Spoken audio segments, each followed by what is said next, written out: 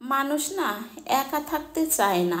এই পৃথিবীতে একা একা বেঁচে থাকা যায় না। সবাই একটা লাইফ পার্টনার চায়।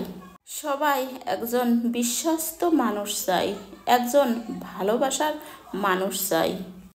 কিন্তু মানুষ যখন বুঝে ফেলে, মানুষ যখন দেখে যে আমার লাইফের সবচেয়ে আপন মানুষ, সবচাইতে কাছের মানুষ, আমার সবচাইতে মায়ার মানুষ, আমার সবচাইতে কলিজার টুকরা মানুষ, এই মানুষটা মিথ্যাবাদী, সে একটা নেমক হারাম, সে একটা বেঈমান, সে একটা বিশ্বাসঘাতক।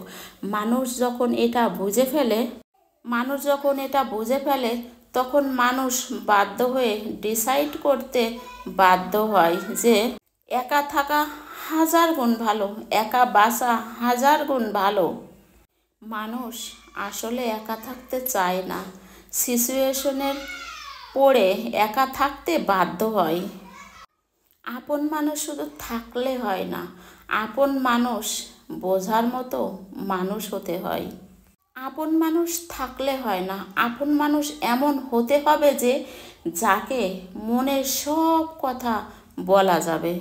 আপন মানুষ এমন হবে যে আপনার কষ্ট আপনাকে বলার আগে সে নিজে অনুধাবন করতে পারবে। আপন মানুষ শুধু থাকলেই হয় না, আপন মানুষ এমন হতে হবে যে বিপদে পড়লে সবার আগে নিজের হাতটা বাড়িয়ে দেবে। আপন মানুষ থাকলেই হয় না, বিপদের সময় পাশে থাকতে হয়।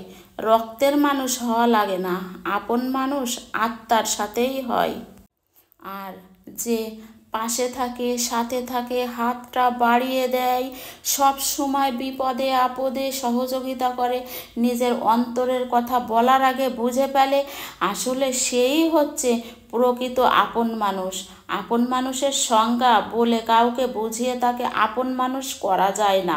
সে আপনা আপনি নিজের বিবেক জাগ্রত করে আপন মানুষ হয়ে আপনার কাছে আসবে।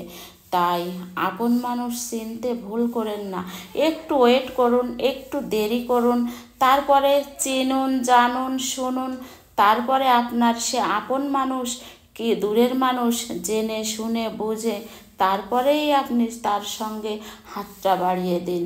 কেউ ভুল কাজ করেন না, আপন ভেবে পরকে কেউ আপন করে নিয়েন না, কখনো সে আপন হবে না, আপনারই হবে না, আর আপন তো দূরে থাক। তাই বলছি, আপন মানুষ থেকে কাছে থাকুন, আর আপনার মানুষ সেজে যে আপনার কাছে আসে তার থেকে দূরে থাকুন। আপন মানুষ আপনারই হয়, আত্মারই হয়। আর কি বলবো, আপন মানুষ চিনে আপন মানুষের কাছে ভালোবেসে আপন থাকুন।